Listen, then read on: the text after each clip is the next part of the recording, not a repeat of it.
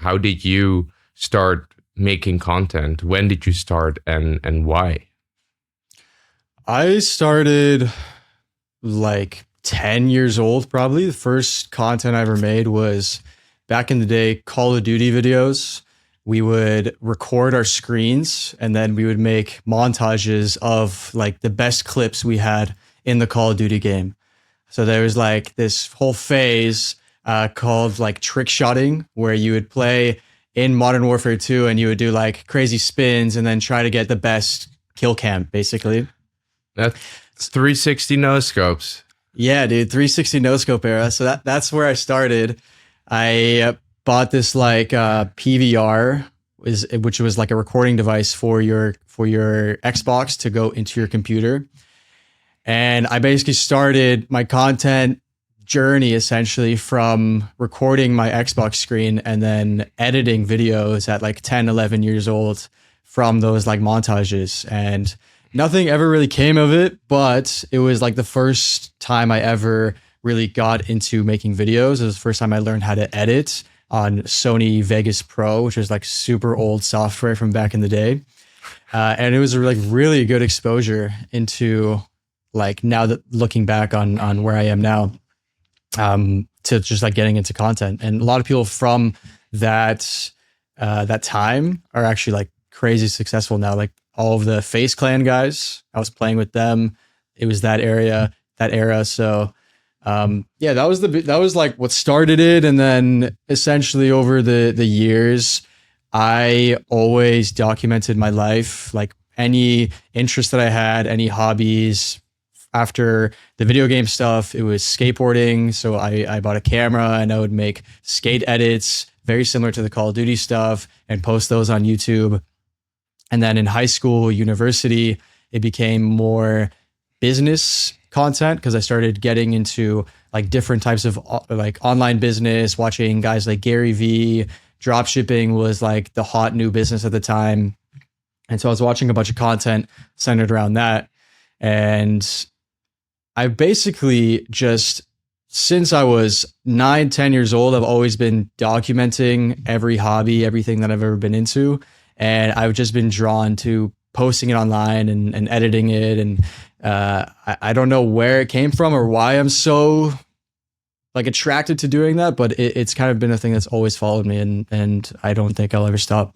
That's so funny. I mean, one of my best friends, his name is Axel Joling, and he used to be like really into Call of Duty as well. Call of Duty 4 is what he started playing, I believe, and he was also doing a bunch of trick shots and stuff. He actually became like really successful on YouTube, but way before YouTube even started paying their creators. So he had like 20,000 subscribers, and he was like so popular that some kids from schools, when we were just gaming in front of the window, people would just go to my house and then just knock on the window to see him play. And even like he quit. He doesn't make any content anymore. But even many years later, sometimes still people message him on Instagram. It's like, hey man, are you the Axel Joling from the Call of Duty days? So yeah, I wasn't playing myself, but I definitely remember the era with people like Zier Grizz and those types of figures. So that's funny. I didn't know you were that's how you started. And yeah, the skateboarding thing is also very similar. I always took my camera to the skate park, basically, and I was just having fun with it, just trying to record my progress. And when I was learning new tricks, just always just recording my friends, recording myself, and then put some music on there and throw it on YouTube. And it was also like, I believe like 12 years ago, 15 years ago. So that's pretty similar. Didn't do the whole drop shipping thing though. But tell me about that moment when you realized that you could actually make money from content, because I believe you started making some like more business videos, and then like one video like really took off, and that basically set the tone for everything you're doing right now. Yeah, so like I always wanted to make money from content. Like it was always a big goal of mine, but I always found that you had to be like really good at something, or you had to be extremely knowledgeable about something for people to actually listen to you, or you needed to be extremely funny or charismatic, or you needed to have a huge budget to make a video that people wanted to watch. And so that always just kind of made me not take it seriously because it just felt way too daunting of a task to get to the point that you can actually go full time with content, actually make enough money to quit your job and make a lot of money from it.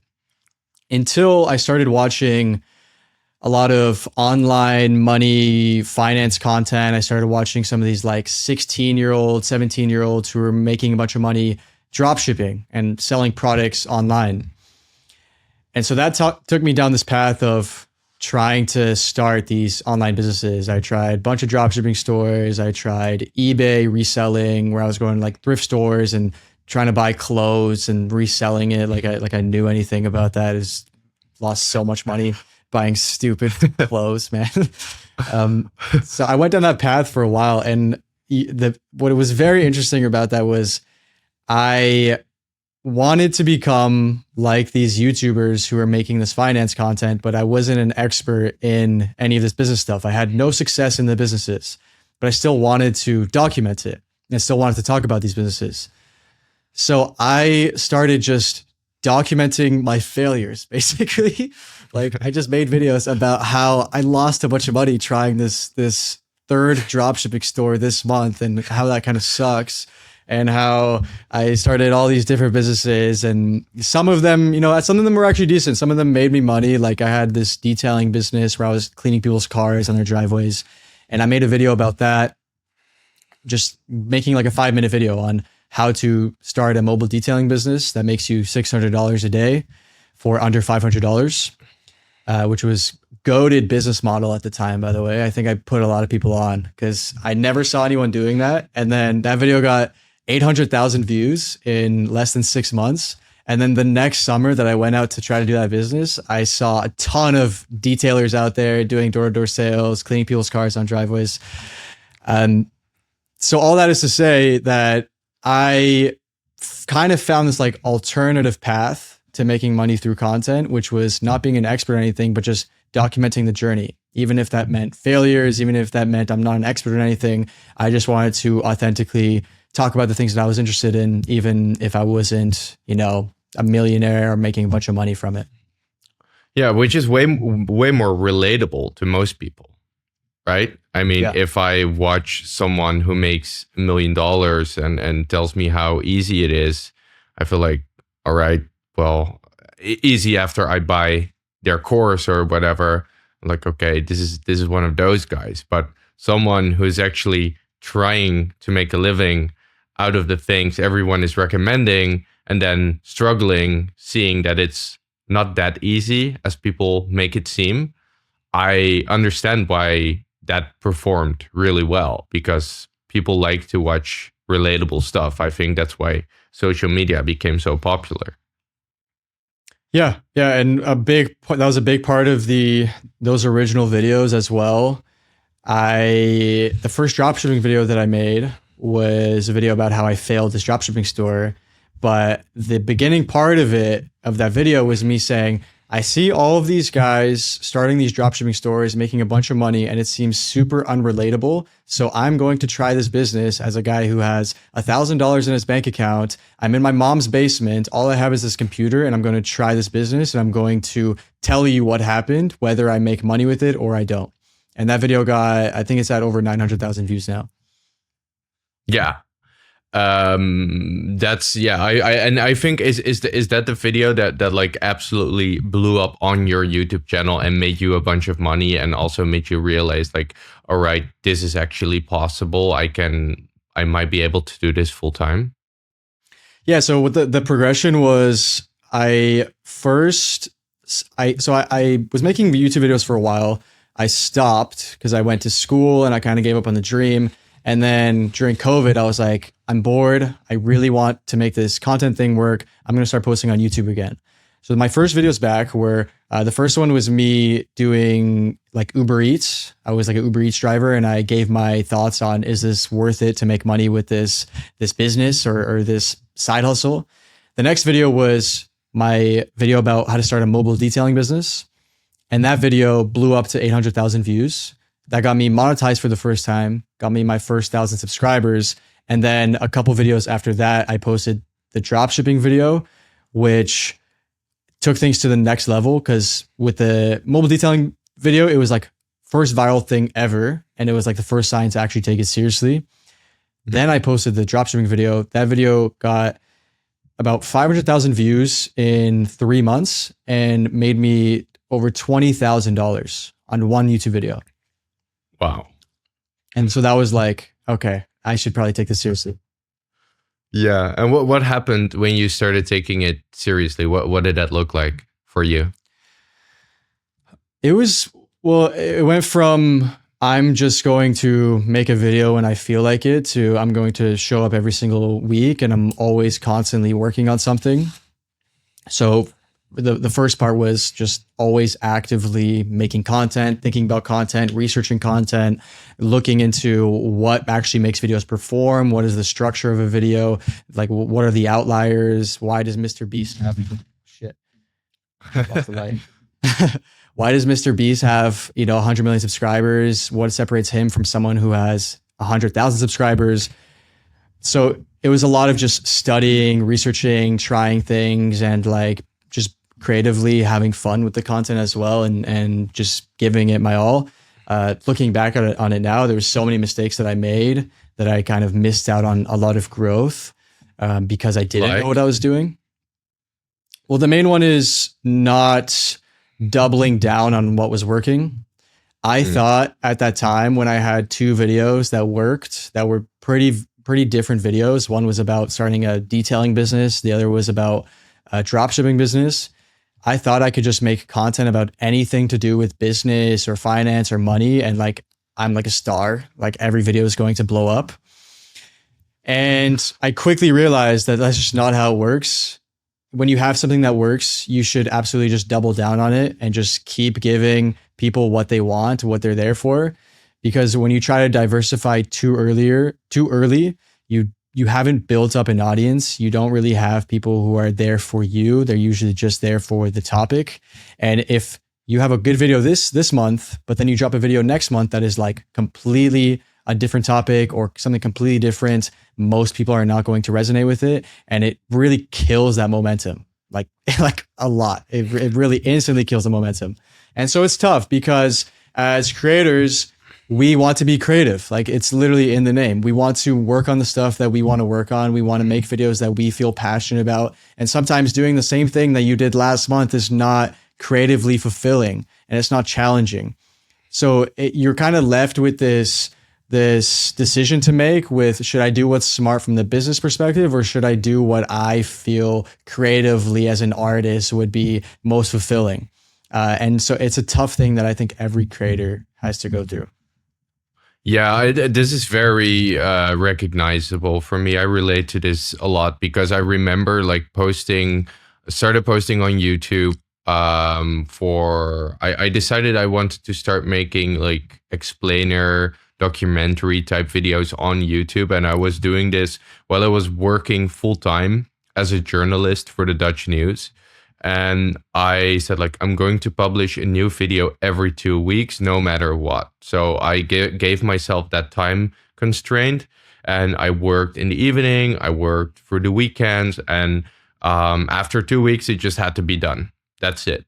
The first few videos got like zero views, like maybe 20 views, 30 views, like nothing. And then I believe it was after 4 months or something. I published a couple of videos, a couple months, and boom, my video blows up. Like I will never forget this feeling. I used to like post it in the evening, then go to bed, and then like as a child, like waking up for Christmas morning, just hope like, what did Santa bring? And then I'd be disappointed. Yeah, disappointed every single time. It's like, fuck, 20 views. Shit. All right, we'll get it next time. We'll get it next time. And then I wake up and this video had like 20,000 views overnight. And I was like, what? And I gained like 600 subscribers. I went from like 40 subscribers to like almost monetized within 24 hours. And I was just like, I was feeling so good. Like it was the best day ever. Like every time I was refreshing YouTube Studio, like my subscribers would go up and the notifications would like be 9+ again. And it was just such a good day. And also that's when I felt like, dude, this content shit is easy. I've only tried for a couple months and I've cracked the code, you know? And then I decided to make something completely different the next time. And that didn't work at all. I was expecting to get like similar views, but it just like, it didn't work at all. Then I did something different again. And then I started doing some research. Like, oh crap, I should have done the same thing, but slightly different. And then I tried, but by that time it was too late. I lost most of that audience. So very, very relatable there. Yeah, man, the momentum thing is huge. And it's like one of the biggest mistakes I've made in my career, whatever you want to call it, with content is I've had so many different interests, so many things that I'd like to talk about, and so many things that I would like to document and that I want to put out there. And you're left in like this really tough place a lot of times especially when you have something that does well, because you're on top of the world and you have a few different decisions is, do I double down on this? Do I keep doing this? And a lot of times it's even like, what does that even look like to double down on it? Especially in your case, like that was a video in like technology. It was the ClickBanks one, right? Yeah, the Click Farms one. Yeah. Yeah. So, you know, for that, it's like, you know, kind of the topic that did well, but also what is it about that content that did well? You could even try to double down on it, but then it doesn't hit. And then it's an emotional roller coaster creating content, especially when you tie a lot of the emotion to the views, to the response that you're getting in the content. And it's tough, man. I don't think that it's for everyone, because you have to kind of be willing and able to show up every single week, constantly be working on this thing, put hours and hours in, and post it, put it out there, and have no reception, get no views, make no money for months or for years. And so the thing that I think separates people who actually win in this and people who don't is just like that constant persistence. They're just like literally never stopping, just like constantly believing that what you're doing is the right thing and going for it and really detaching yourself from the outcome. Yeah. But I do think, as you demonstrated, if you keep at it long enough, you'll gain a lot of knowledge. So you know how to make shit work. Because I remember when I met you in Bali for the first time, and I believe you had like 800 followers on Instagram. And this was like 2 years ago. You had like 800 followers, and like, yeah, I came to Bali to, make some YouTube videos, but also maybe start posting on Instagram a bit more. And literally within, I don't know, weeks, months, you had like 40K. You went from 800 to 40K. So a lot of people would call it like overnight success, you know, but they hadn't seen like the 10 years that went into those few weeks of making killer content. Can you take me back to that moment and what happened there? Yeah, for sure. It's funny to hear from your perspective, because I definitely obviously remember that moment. For me, I was in a place for a really long time where I was scared to go all in. I kept having these little wins. I would have a video that would do well here. I would have a month where I made $6,000 on YouTube, but then I would try to keep going. I would try to double down. I would try to keep posting content. And the next month it would be like 1,000 views, 3,000 views, right? And so I was on this like constant emotional roller coaster where I would have this high, where I would have this sign that showed me that I'm capable of doing this. And when I would put more effort into it and actually try, things didn't continue down that path. And I was on that trajectory for like about a year where I was still working a job. I was doing like a lot of videography stuff for real estate companies. I was working with construction companies doing their social medias, and I was in school as well at the same time. And I was just in this place where I was scared to go all in because I had some of this other stuff that was already working for me. I was already making money from content because I was helping other people with their content, and I was making real estate tours for real estate agents, and it was paying the bills. And I had this kind of YouTube thing that was sort of working. Like I've made some money with it, but there's no guarantee here. And the signs are showing me that this is not going to be a consistent path to take. And after about a year of that, I came to this place where I finished school. I was very certain that I did not want to try to find some job that I didn't care about. I didn't want to keep going down the path of building something for someone else that was very boring for me, even though I did get to have a camera and I did spend a lot of my time editing and making videos, but it was for other people. And so I decided I was just going to go all in for once in my life and just like take a chance and try to make this happen for myself. And I saw Bali popping up on social media. I saw this creator house in Bali where there's like 20 creators living. It just seemed like the mecca for like content creation. Like it seemed like this is like the promised land. If you're someone who wants to make content, you want to live in a beautiful tropical island and it's cheap, like this is like the trifecta. And so I remember I was going back and forth on doing this for a while because I had never taken like a kind of like a chance or risk like this. And I spoke with someone at a party. It was this influencer couple who started their whole brand in Bali. I asked them, what would you do if you were in my position? And they were killing it. They were at like 1 million followers or something on Instagram, living dream life, traveling the world. I said, what would you do if you were in my position? And they said, go to Bali, 100%. It's the place to be. You're going to have so much growth. You're going to make amazing friends. Just go. I booked the ticket the next day, flew out to Bali, moved into the creator house.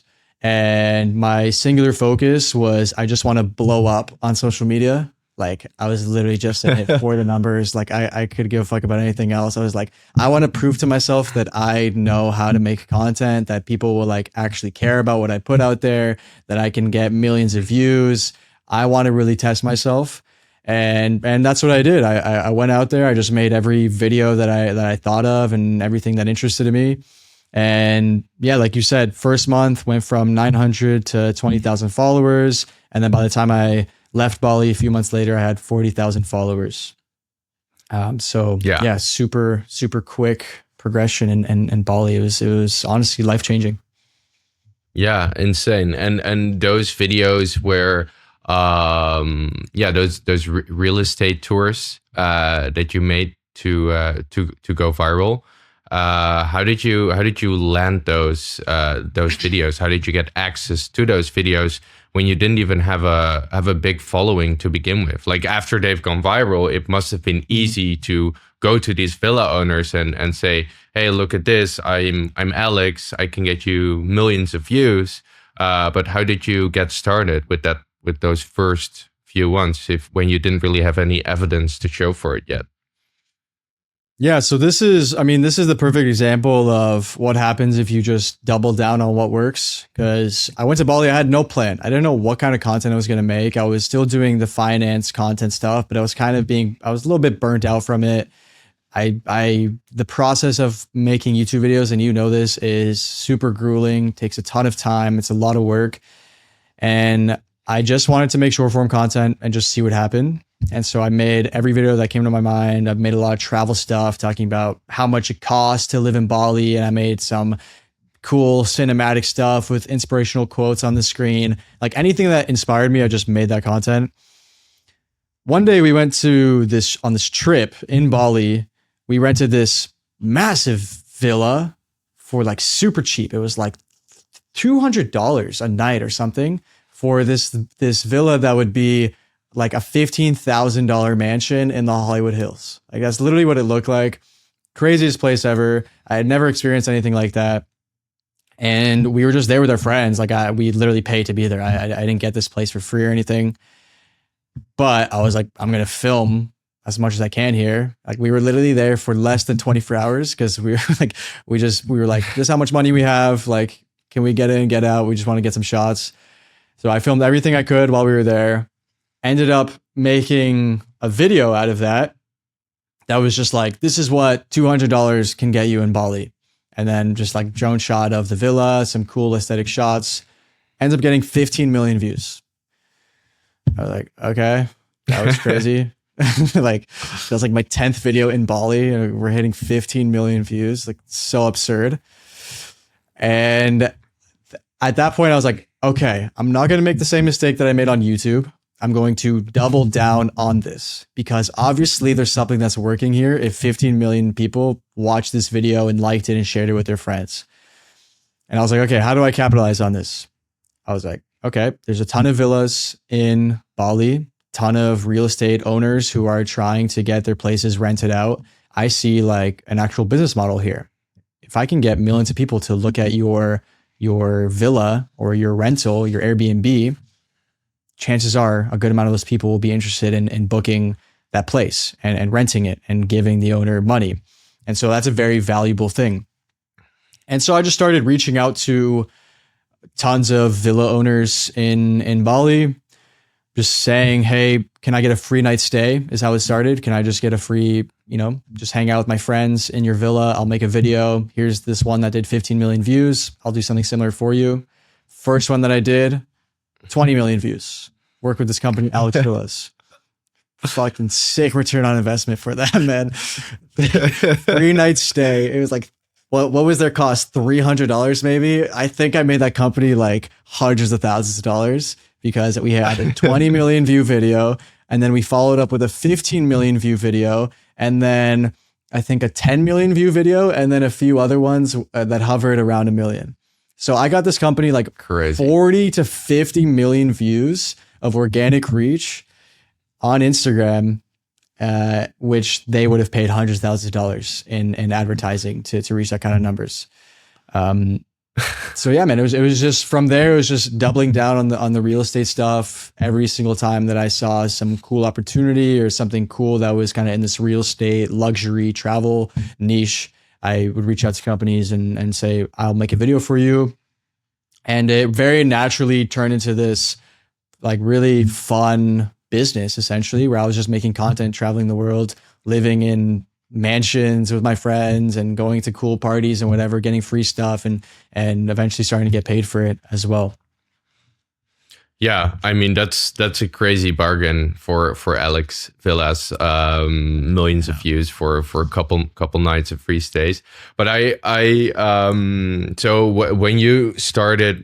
you went to Bali, you went there a couple times, saw that the villa stuff was working. You were like, as you told when you started, like solely focused on getting as much views as possible, just to prove that you could like go viral and get these numbers.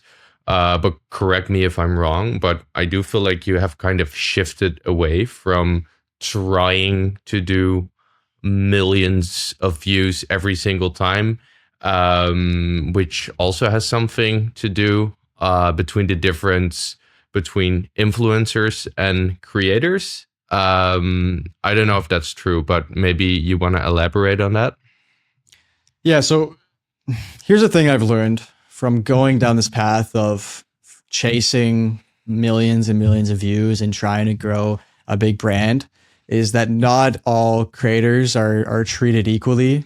Just because you have 100,000 followers or you get a video with 1 million views doesn't mean that you are automatically going to get $10,000 brand deals and you're going to work with the biggest companies and you're going to make a ton of money and you have this insane fan base that anytime you drop a product, people are going to send money to you because, oh my God, you're the guy on Instagram who has a bunch of followers.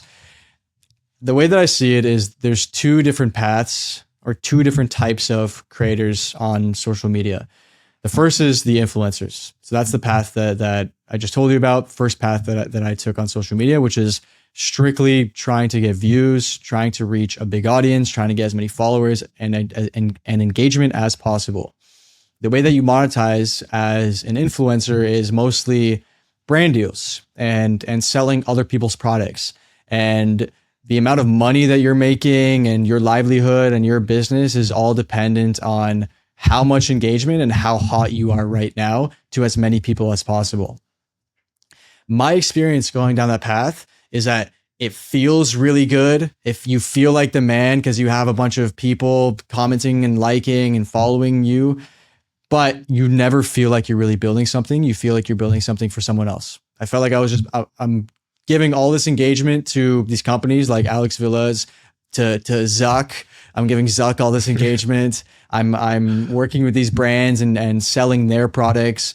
And then what am I left with at the end of the day? Maybe a few $1,000s in my pocket, but then you water down your worth as a creator and you never really build something outside of just that quick hit of a viral video. And it's extremely forgettable. It's extremely kind of here now, gone tomorrow, because no one really connects with you. They're just there for the viral video. So all that is to say is that is the first type of creator, and not saying that that's wrong. You can make a ton of money. You can live a great life doing that. I obviously have, but it very much feels like a rat race. It very much feels like how happy I feel every single day or every single month is directly tied to how well my social media is doing, how well my videos are doing. Very similar to you. I wake up in the morning, I check how did my most recent video perform. If it's shit, I'm in a horrible mood and you don't talk to me for the rest of the day. And after a while of that, I just felt like that was pretty unhealthy and I didn't see a path that I wanted to go down or that would really in the long run be rewarding. For me, it just felt like something I could capitalize on right now and probably 2 years down the line when the algorithm shifts and the content that's working right now doesn't work anymore, then I have nothing to do anymore. I have no brand. I have no equity really. I have nothing. So where I've been transitioning more into recently, and this is the second type of creator, is, and I'm trying to find the right word for it. In this case, we'll call it an operator. This is someone who owns a business and content is just part of this machine, part of this business that you have. So think, fitness creators. A lot of them are called influencers, but they should really be called operators. Think the business guys that you see on Instagram. Yeah, they make content. It's a big part of their business, but they're not influencers, right? They don't get paid based on how many videos that they're putting out. They don't get paid per video. They are running a business, they're selling a service, and content is just the engine for how they monetize that business. And as I've kind of transitioned out of this influencer role, have been moving more towards the operator because I want to feel like I'm actually building something. I want to feel like I'm growing a business. I want to actually be helping people. I want to create a service. I want to, systemize this and make it predictable, which is one of the things that being an influencer is really not good for. If you like predictability, do not go down the influencer route. But if you're running a business, you can easily calculate, this is how many views I need to get this many leads, which leads to this many calls, which means to this many sales and this many dollars in my bank account. When you're an operator, it is much more predictable. It's much easier to make that calculation and therefore it's much less of an emotional roller coaster. You can take the emotion out of it and you can really approach it as a business owner and detach yourself from the outcome so much. So that's the way that I've kind of transitioned my brand in the last 6 months or so, just because I saw the path that the influencer route was taking me down and I didn't want to keep going down that path. And I'm really just now much more interested in learning a new skill. I feel like I've kind of proven that I know how to make content that gets a lot of views. I know how to go viral. For me, the new skill now and what's exciting is all the other stuff with building a business, the sales, how to get people to actually give you money, how to provide value to a lot of people, how to make a big impact. And that's exciting.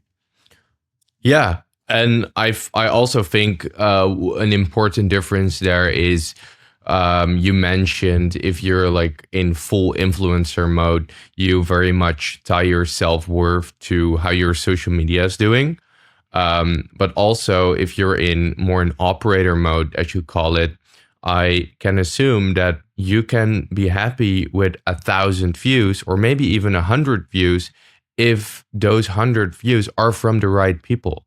Mhm. If 100 people watch something, that's a lot of people. If you put 100 people in a room, that's a crowded room.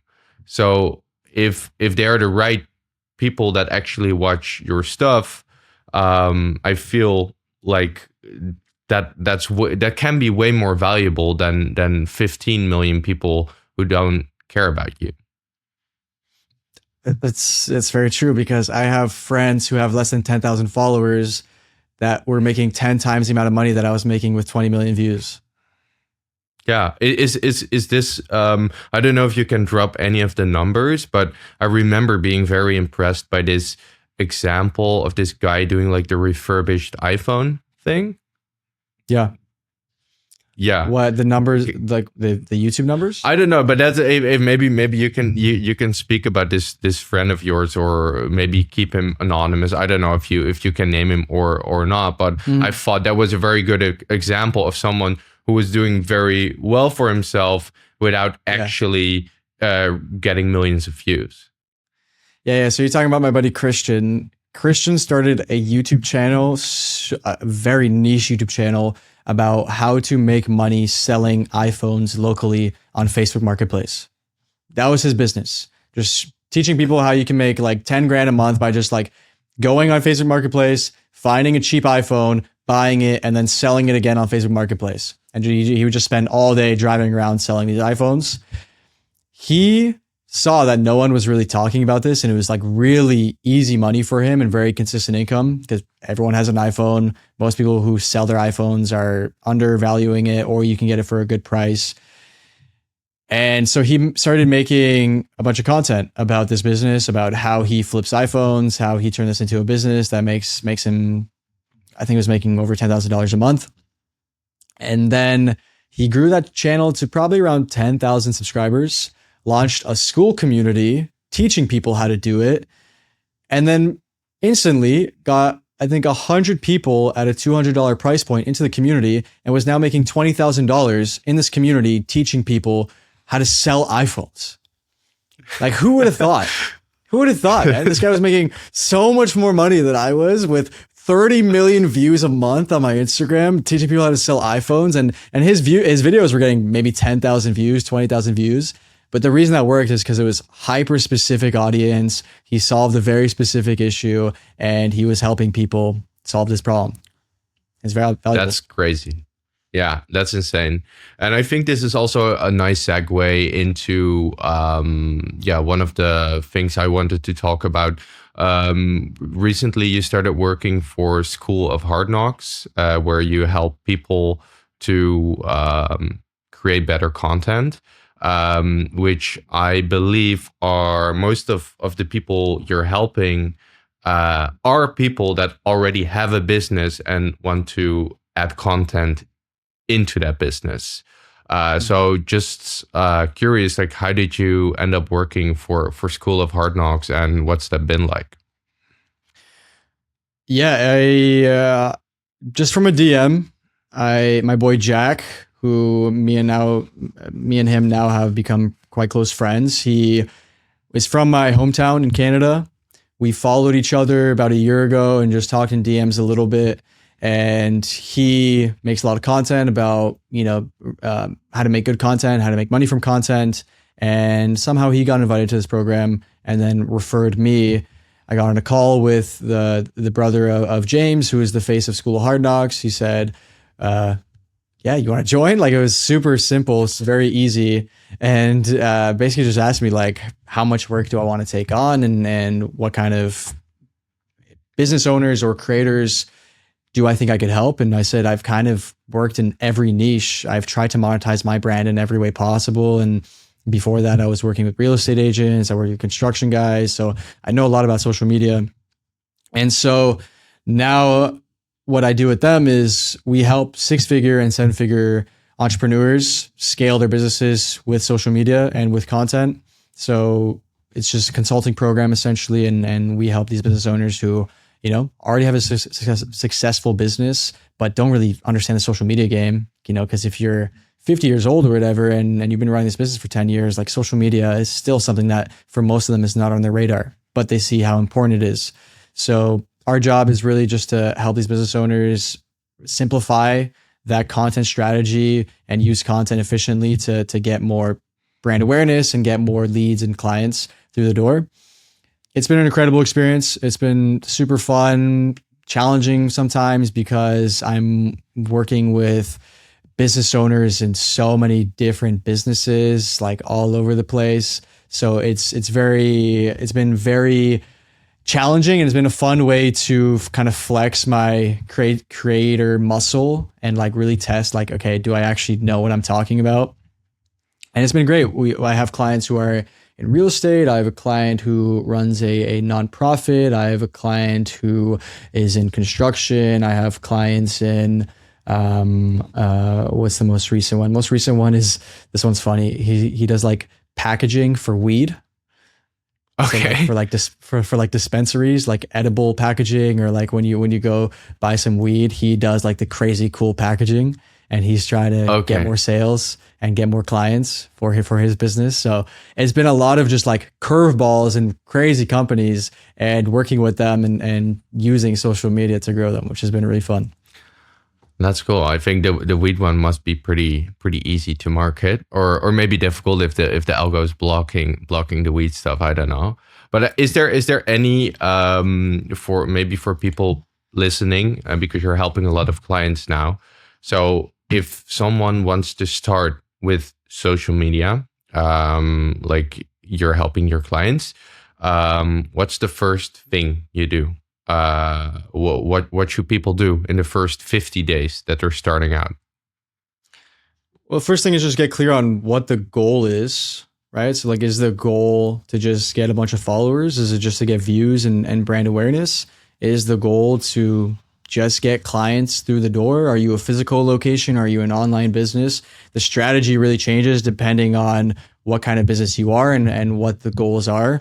What I do with all of my clients is I get extremely, extremely clear from the very beginning on who they are, what their business is, what do you stand for, who do you serve, like what problem do you solve, and the more clear that you can get on all of these things, the easier it is to make content, because then it doesn't feel like you're putting on a character. Anytime you get on camera, you're really just talking about the things that you're passionate about, and you're helping solve the issues that your business already solves. And then from there, it's really like taking this clarity that you have about your business and about who you are, or whose problems you solve. And then how can we create a content strategy around this that reaches the right kinds of people? And the best thing to do if you're a beginner is don't reinvent the wheels, like go out there and see what other people are doing and what's working for them. So I do a lot of just content research and content like strategizing. Essentially, when I work with a new client, I will spend hours and hours, you know, in the case of, let's say it's one of my clients is they run a comedy podcast studio. So they like help run like some of the biggest comedy podcasts in the world. I don't think I can say their name, but like that kind of says a lot. So they've worked with a lot of really big brands, and it's really interesting. There's a lot of cool content there, but there's really no competition out there, right? There's no other accounts that you can go to look for like, oh, this comedy podcast in California is crushing it on Instagram. Doesn't really exist. So what you do in that case is you get inspiration from other similar niches and other similar fields, and you just pull from like the content formats that are working, what are the current trends that we're seeing. Like social media goes in trends. There's formats, there's topics that are working right now that probably won't be working in 6 months. So a lot of it is just doing research on seeing what is working for other people, and then seeing how can we apply that to our current content strategy, while at the same time speaking to the right audience and making sure that all of this is, you know, aligned with how we want to represent our brand. Cool. And I can imagine that some of these business owners, they might be very confident in business, in running a successful business, but still something like starting posting on social media might still be scary for a lot of people. What are some of the biggest fears that people have when it comes to making and posting content, and how can you overcome those? I think the biggest fear is like fear of being seen. I think like just the fear Which is the that, goal. I know it is the goal. I had a call today with a client actually who posted a video that did well. It was like the first video that they posted and they had a ton of engagement on it and all these comments of people saying how much they love the video. And she goes, I'm kind of scared to post the next video because I feel like the expectation is so high now. And are people waiting for the next video? I don't want to let them down. And so a lot of it is just setting these expectations in your head that really don't exist. Like no one is really thinking about your content as much as you are. No one really cares as much as you do. And then a lot of these business owners, especially they, because they're not used to being so front facing and putting themselves out there, they think that everything that they put out there has to be the best thing ever, or it has to 100% be, this is something that is completely aligned with their brand. It's a lot of overthinking is what I see. And the less that you can overthink and the more that you just push those feelings to the side, the better results you get. Like honestly, the less that you care with social media, the better. Oh, Oh, what happened? Oh, my camera. That's such a sad oh angle. shit. Anyway, What's up? Welcome back. welcome back. No, so I think it cut somewhere where you said like the less you think about it, the better. Nobody's thinking about you. Yeah. Yeah. I think the bet, if you want to blow up on social media, care less. I think is the best advice ever. Just put stuff out there. Try to get better 1% every single time that you post, and literally do not pay attention to the numbers, to the followers, to the engagement for at least the first like 3 months. You should just be completely focused on the input, which is making content, putting stuff out there, trying to find what works. And then you can think about numbers and think about doubling down on the content that performed. But in the beginning, especially if you've never made content before, you're gonna suck. And the only way that you get better is not by spending 80 hours on your first video. It is by making 80 videos that took you 1 hour. Yeah, no, that makes sense. And I think this also is very different. It differs per person. But what you told me about the client earlier, that she was scared when her video blew up. That's very relatable, because I remember when my first like YouTube video got like 500,000 views. I was like, okay, it sucks when your videos get like 100 views, but it also feels pretty safe for some reason. It's like, it doesn't really matter because no one is watching, and then one of them gets like 500,000 views, and then you're like, okay, well, now we're doing something. Now then it starts to feel real or something. So I can definitely relate to her. But yeah, I think it's better to just double down then, and not really care about it. But what are some, we've all already briefly discussed this, but what are some of the errors people make other than not doubling down when something works? Are there more mistakes you see people make when it comes to making content when they're just starting out? I mean, yeah, there's a lot. There's a ton of mistakes, right? Like there's a ton of things that you can do wrong. I think, well, like I just said, the first is not like caring too much, but the second is also caring about the wrong things. What I find with a lot of my clients is they have a certain way that they think is the way to do it. Like everyone thinks that I know the right way to make this video. I know what people are going to like. I know how I want to represent myself. And the more like ego you have and the less you're willing to just like kind of make a sacrifice, sometimes whether it's in the production quality or it's in the way that you portray yourself, you, you have to make a sacrifice sometimes because there's just rules to follow in social media. And if you don't follow those rules, very often it's pretty predictable that the content's not going to do well. No one's going to care about you. And what I find a lot is like, a lot of my clients will we'll spend an entire call or we'll spend an entire session talking about this is how we need to approach our structure for this video. This is how we need to approach our hook. Like a hook is very important. Kind of everyone knows this in social media now. Like if you don't have a good hook, especially on short form, very unlikely that anyone's going to watch that content.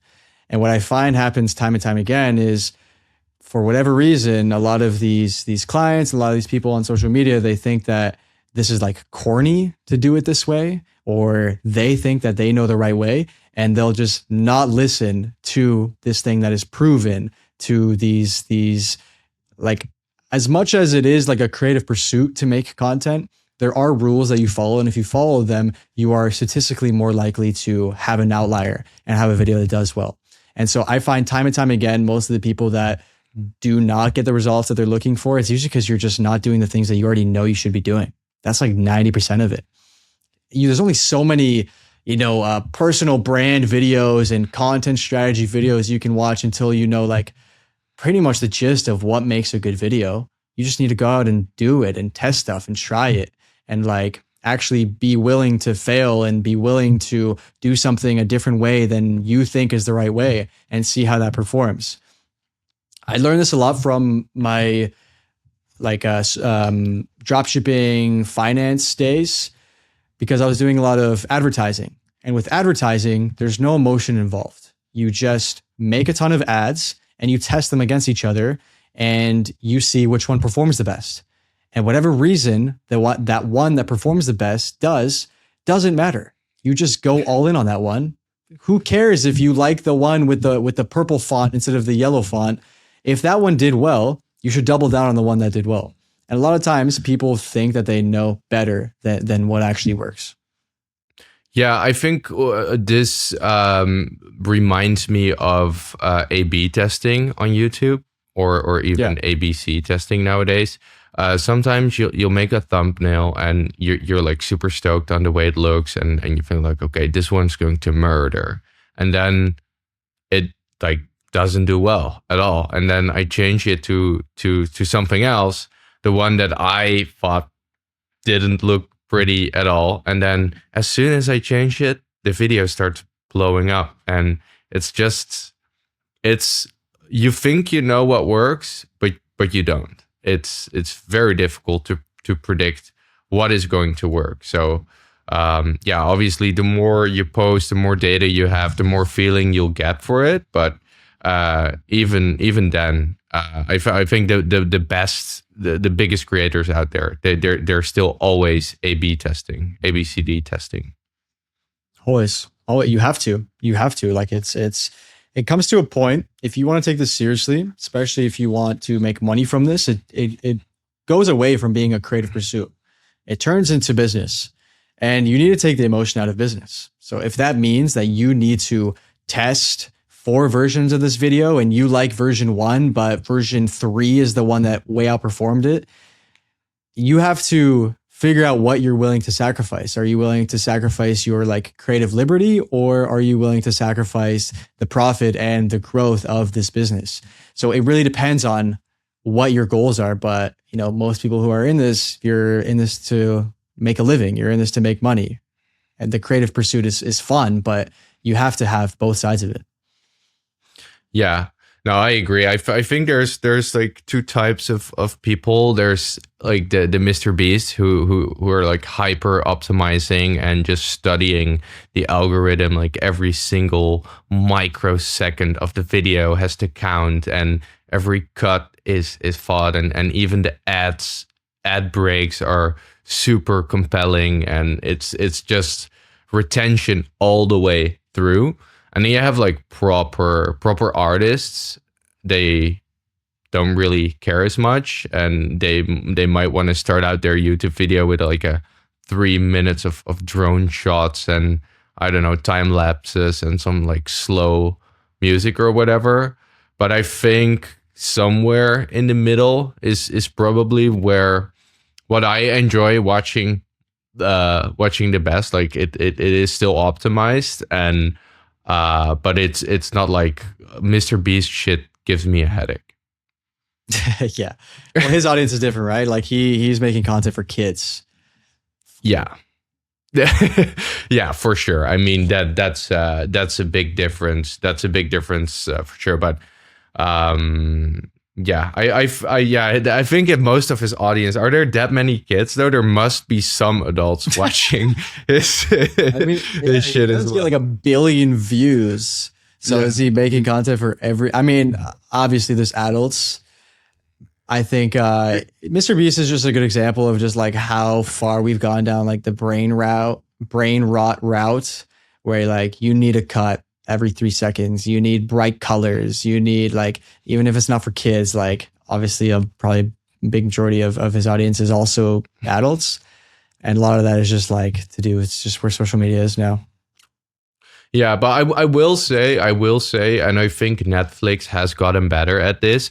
But I remember just watching Netflix documentaries, and I couldn't watch them anymore because they weren't built like a YouTuber really has to fight for the retention. It has to be interesting all the way through. So if there's any filler in the video that isn't like helping the story, it will get cut usually. And I feel like a lot of documentaries like Netflix, they would tell like a pretty interesting stories, but they would make like 4 episodes.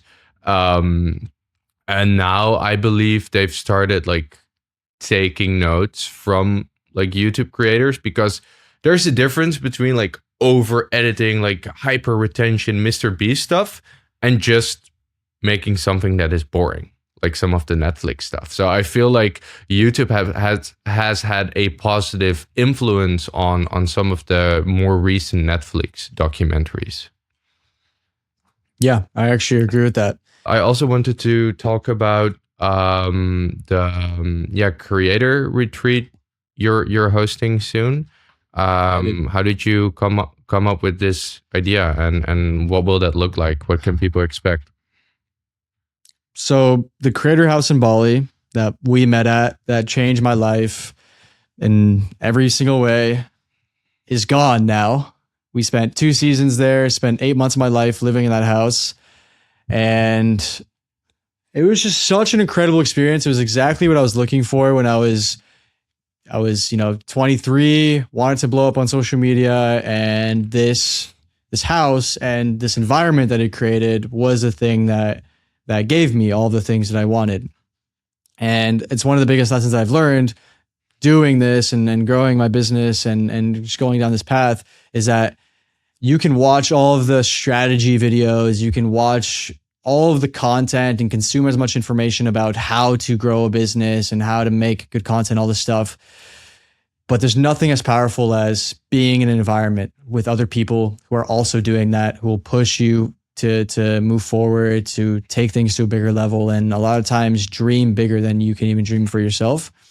And so ever since I've seen that house, that house is gone, and that I don't have a place to go when I'm in Bali, I've wanted to just recreate that experience for other people. I think now, especially with AI and just how much time everyone is spending online and glued to our phones, I think more than ever right now, there's hunger for in-person interactions, in-person experiences, events where you're actually surrounded with other like-minded people, and you're actually growing a community. I never felt like I had a community until I went to that house, and now I have friends from all around the world who I know that I can stay at their house, they can stay at mine, I can text at any time, and that I actually, feel like I'm part of a community. I feel like I have really incredible friends that I'm aligned with. And so I'm hosting a retreat in Bali. Basically, it's going to be 5 days. It's my first shot at it. I'm partnering with a good friend and business partner who's run tons of retreats as well. So we're gonna have just an incredible experience, bring a community of other creators, other business owners for 5 days, and essentially create this cool experience where we have a mastermind, talk about content, growth, workout. It's going to be very health focused, and hopefully it goes well, and we can kind of keep doing that throughout the years. My goal is to do four of those a year, starting next year, and just keep doing these in-person events because it's out of everything that I've done, it's been the most rewarding and the one that has like fed my soul the most. Yeah, I can relate to that because obviously we met in the creator house in Bali, and for me it was the first time living with people that had similar interests, and it was just crazy. Because if you're doing it all by yourself, you have to think like, okay, what is this life going to look like? What should I do? And then you're surrounded with people, like maybe someone is already doing it professionally, and then maybe someone is just starting out. Doesn't really matter which level you're at, but just being surrounded by people who have similar interests was such a such an amazing experience for me. And also you can learn so much about the most random stuff, right? So I mean, we had the Fred, the German guy who went to film school for sound design, and then he would give workshops on how to make better sound effects, and you would analyze like Hollywood movies and then remove the audio and see how it affects the footage. And it's like super niche. Like I knew how to make whoosh sounds underneath the edits, but it's like then you meet these people who actually went to university for these like hyper specific things. So I think that's just yeah, such a great way to not only get into content but just like stay in content. Is just every now and then try to surround yourself with people who are doing the same, because it's really a shame that the Lost Creator House is gone for sure. I think yeah, it was something really special, and it will be missed for sure. But so when is the retreat again?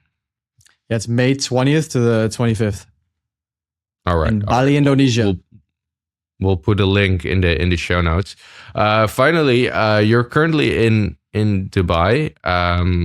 Other than the, well, yeah, situation there before everything went down.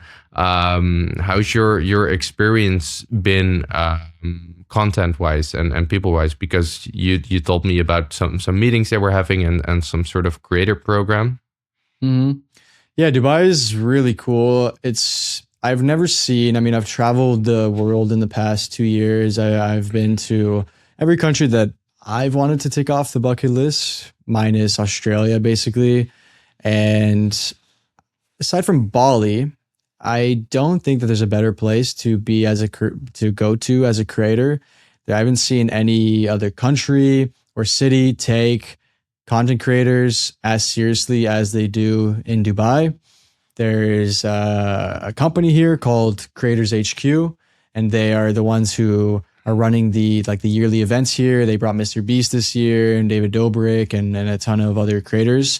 And they're just pumping a ton of money into the creator economy. There's a ton of opportunity here for creators, and just the networking, like we're talking about community, like not really much better place. Maybe Bali is like up there for just networking and meeting other people who are living this life, want freedom for themselves, want to build something cool.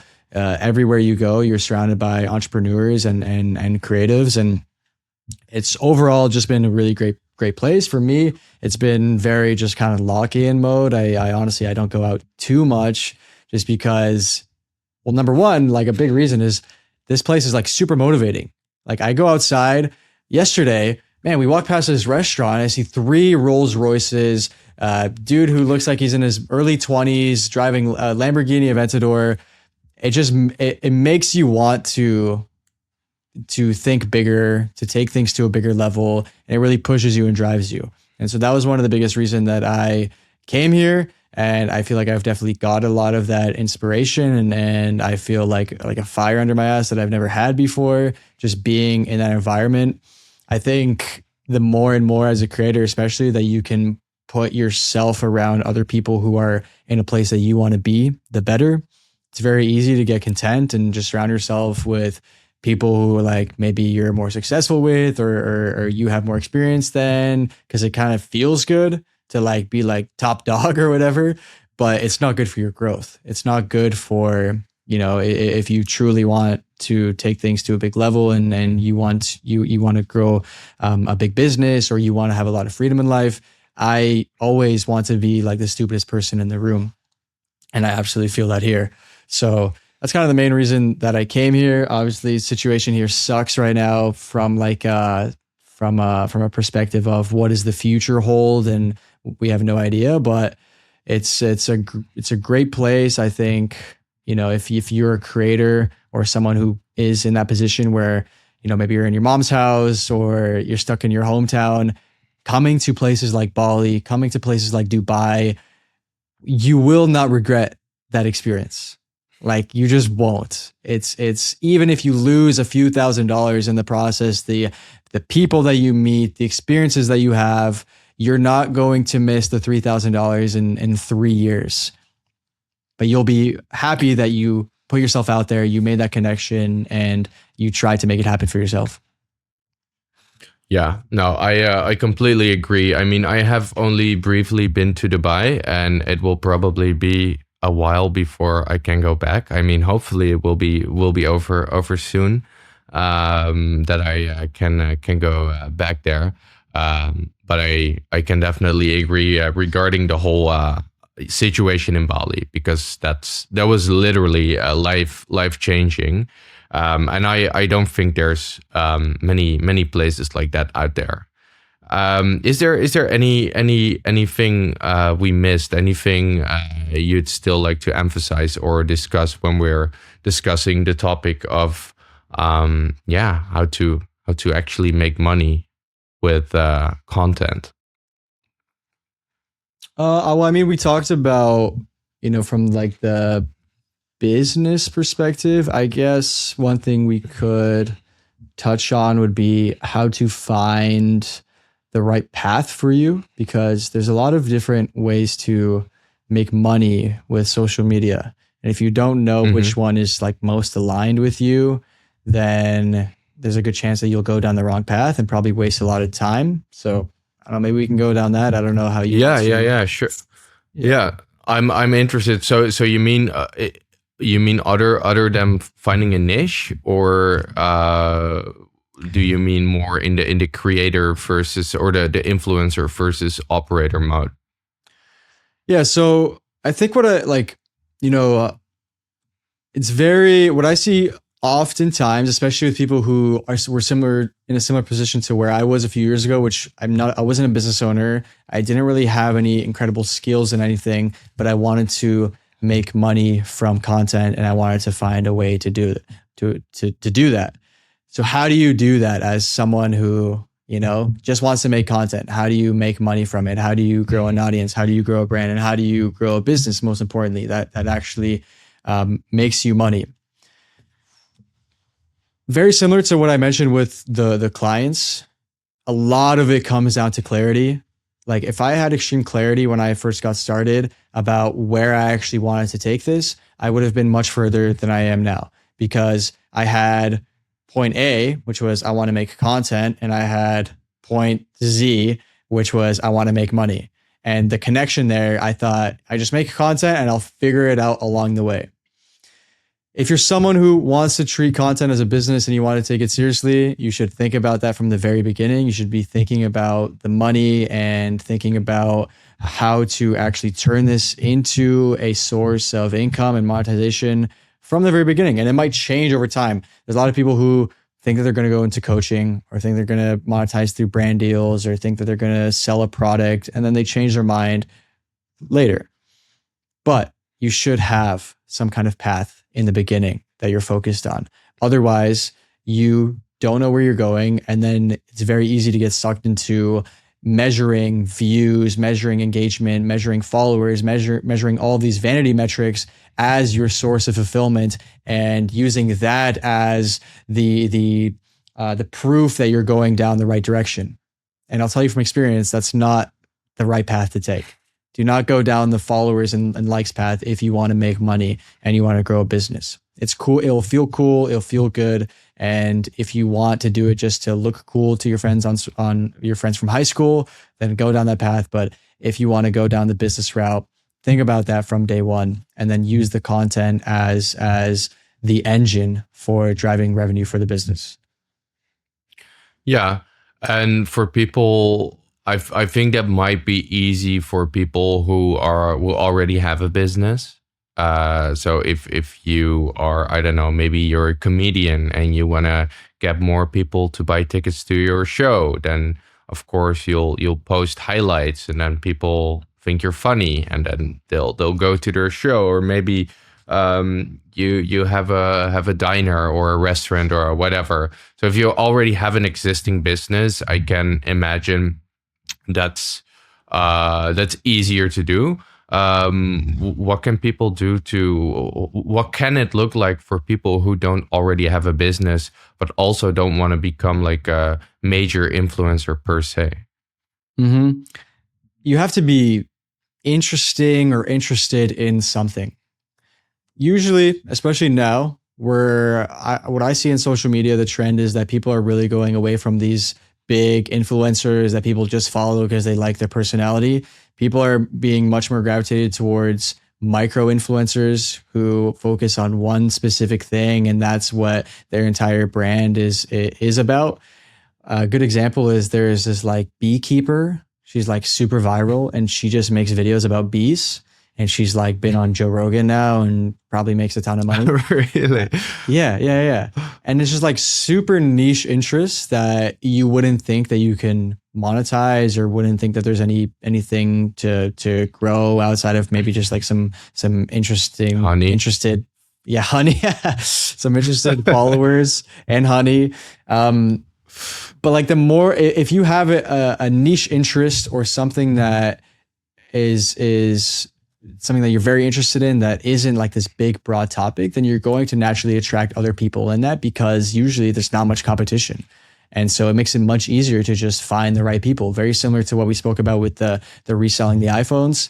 He didn't need 100,000 followers. He didn't need millions of views. He just needed, 1,000 or less of the right people who followed him. Mm-hmm. And so if you're someone who doesn't have a business and you're not an expert in anything, number one, I would lean into your niche interests.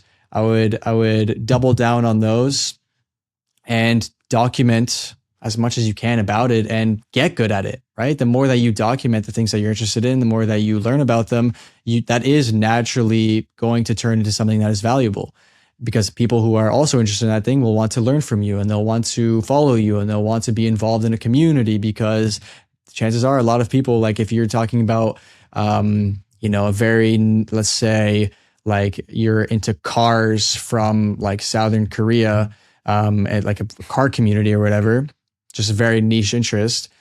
Like how many people are going to be interested in that? Like probably some small community in South Korea, but those guys are going to be super stoked on that subject. And so anytime that there's a big passion, there's a lot of emotion tied to an interest, there's an opportunity for a business and to monetize it. And you don't have to do it in a way that's salesy or that makes you a sellout. You are just basically a facilitator of other people who are interested in this thing. So long story short, I think community is a really great avenue to go down if you aren't like a professional, in business, and you don't have a ton of success and experience. Just really double down on your niche interests and form a community around that, and the business opportunities will open up. And how does B woman make money from her content? Do you know? That's a good question. I have no idea. She probably does brand deals, I would assume, and then maybe has a community. I don't know. That's probably what I would advise her to do if I was her strategist. Yeah. Yeah, no, that's crazy. I remember like some of the examples that come to mind. Like some girl, I forgot her name, but Lauren Jumps, I believe is her name, and she started posting like jump rope videos during COVID. And she was like super shitty when she started out. Like when she started posting videos of her jumping rope, she couldn't really do it. She was just like filming the progression of her getting better every single video. And now, I mean, that's years ago.